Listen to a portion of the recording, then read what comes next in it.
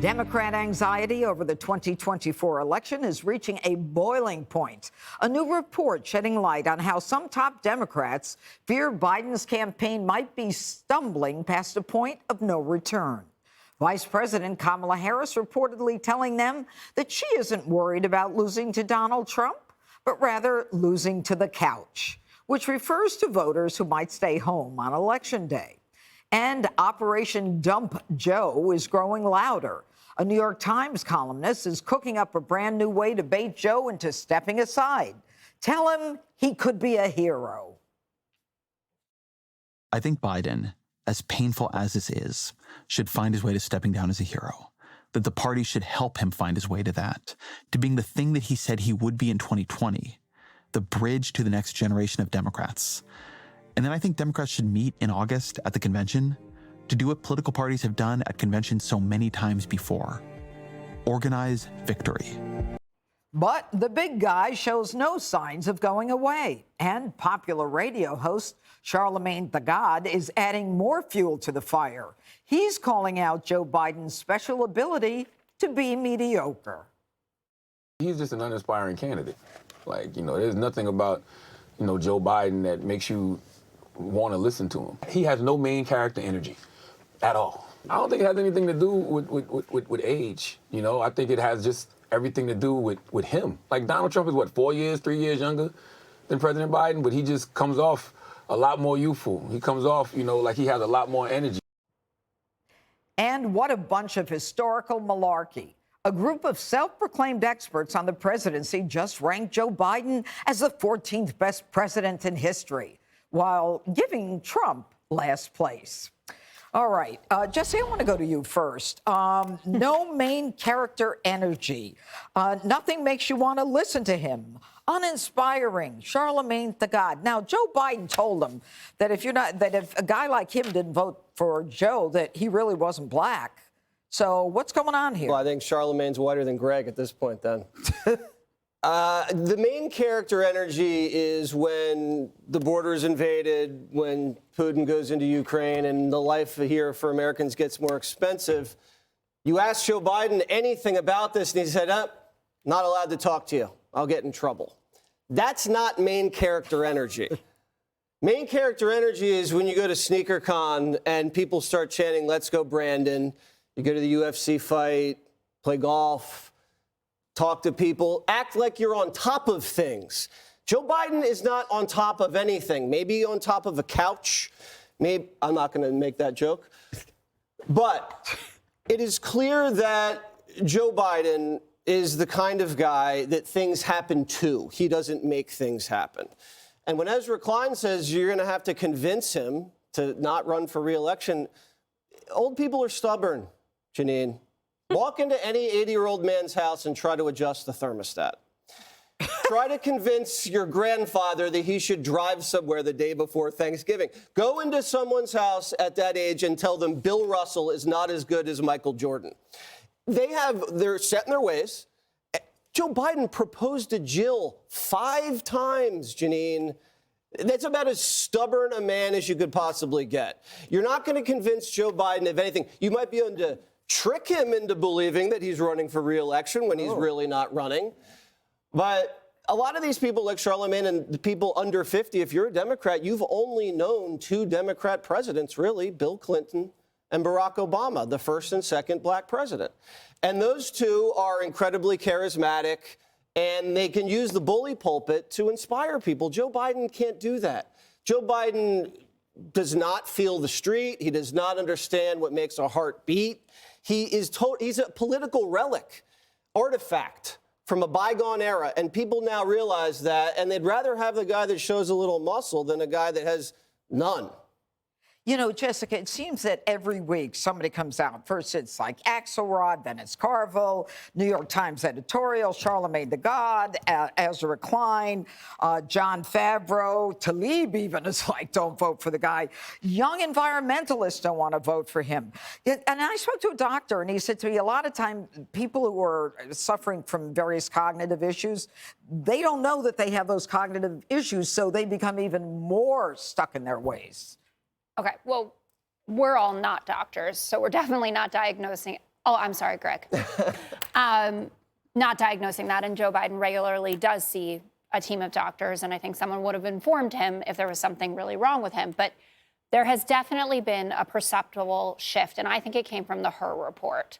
David Axelrod is part of the Obama orbit, which has been very apt to criticize him. Charlemagne the God was not enthusiastic about Biden going back to 2020. This is consistent with it. But the Her report seems to have really struck a nerve with people. Not that they necessarily are saying, I'm not going to go out and vote for him, but this is a problem that we can't ignore anymore. And I read most of Ezra Klein's audio essay. I think he makes a lot of really good points. But what John Favreau, who's part of the Pod Save America group and was part of the Obama administration, has said is actually not that he thinks that Biden is too old to do this, but that you can't ignore the veracity of these concerns. You can't tell voters you're silly for wondering if he's too old, if he's going to make it through a second term, what happens if he doesn't, the Kamala Harris question. But the point that he brings up that I think is so crucial is that if we, quote, organize victory at the convention and give it to someone else, is that actually a less risky proposition in terms of winning? So we have these stars, right? We have Josh Shapiro, the governor of Pennsylvania, Gretchen Whitmer from Michigan, Gavin Newsom, who we talk about all the time, from California, all very bold and exciting, doing incredible things, charismatic, telegenic, the right age, et cetera. They're not proven quantities. They haven't beaten Donald Trump before. Joe Biden's the only one that has done that. And main character energy, yes, it is a great saying. But main character energy, to most Democrats I talk to, is being able to deliver 81 million votes in 2020, or to get this legislation passed, or to oversee the most successful midterms for a party not in power in the House. That is main character energy. We want to win more than anything else because Donald Trump, the sneaker con scion, is the guy on the other side of it. So that's what I think people are paying attention to.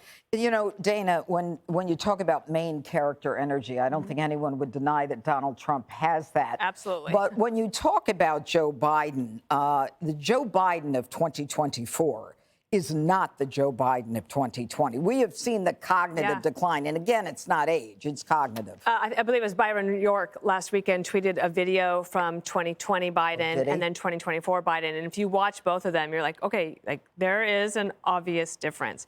And a couple things. So the Her report, to me, basically gave the media cover to finally say what everyone was whispering about.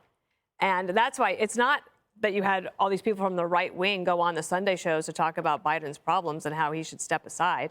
The other one we haven't mentioned today is Nate Silver, pollster and analyst. He has a long piece in the New York Times today, and he basically says Biden needs to show he can handle easy, basic media, or he needs to step aside. Well, what happened last week?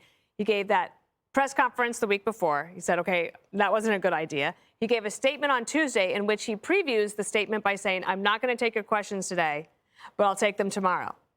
He didn't take them the next day on that Wednesday. Right. He did not take them on Thursday, and then he went to East Palestine on Friday and didn't have a big press conference there. So the Biden campaign and his supporters have been just whistling past the graveyard as they try to tell you, he's not too old. He runs circles around us at the White House. The border's closed. There's no problem there. And the economy is great. So not only are they trying to convince 86% of Americans that Biden's not too old to run, they're trying to do all of these other things. So what have they done? They made a big mistake.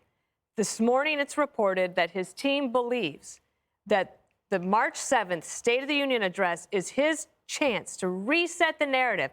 And do you think raising expectations on that primetime speech is a good idea right now? But they've already done it. Mistake. All right, Greg, I was checking you out in the green room, and yeah, me too. I was. And so here's the issue. I was looking for those gold sneakers on your feet. You don't have them on, do you? Not yet. Not yet, but they sold out, right? did. Like 1,000. Yeah. So that just shows you that you can galvanize people the more you persecute them. You know what Joe reminds me of? He reminds me, you know, when you're at a hotel bar with your friends and there's a guy at the bar that kind of won't leave you alone and just is overly friendly and has no clue that he's annoying you. And then he follows you out. Like, you have to kind of tell him, hey, we're going to dinner, nice meeting you, whatever. But he follows you, and then you guys have to make a plan. Like, let's pretend we're all going to bed. So let's all go to the elevator, but then we'll meet at the rooftop bar in 15 minutes. And that's how you ditch him. So they have to ditch Joe. And you have to think about it. It's not going to be that hard. He's already kind of confused. Just tell him that the convention is the next day, or say that it's early in the morning, and then have a mock one, and then have the real one later. He won't know the difference. But I do not buy the concern over Joe's health at all, the anxiety from the Democrats, because it's not about him being incapacitated. It's that he's going to lose. If you remember, incapacitation didn't matter when Fetterman showed up to the debate because he was ahead. They didn't care that he had sentences backwards and that it was really a sad sight to behold. Lucky for everyone, he recovered. But there was no concern about the possibility that he wouldn't recover, right? They just knew that when he got in, they'd worry about it later. That's, to me, what the big picture is that it's not who's president, it's who wins. Because when you think about it, Biden, the Joe Biden we knew and tolerated, is not the Joe Biden that runs the country. This congenial, moderate backslapper turned out to be the most consequential progressive in recent history. And he denied RFK Jr.'s Secret Service protection after claiming that he was close friends with the Kennedy family. This is not somebody in charge. Somebody else is in charge. So it's almost as if whether it's Kamala, it's Joe, it's Gavin, they're all irrelevant. It's getting into the White House first, and then who's ever in control will take care of the rest, right? If Joe was up in the polls right now, they'd keep his corpse warm right now. They don't care. They'd prop him up. But it's the numbers that are scaring them. It's not his health. They don't care about that. They care that they'll be out of power. Should Jill be concerned about his health?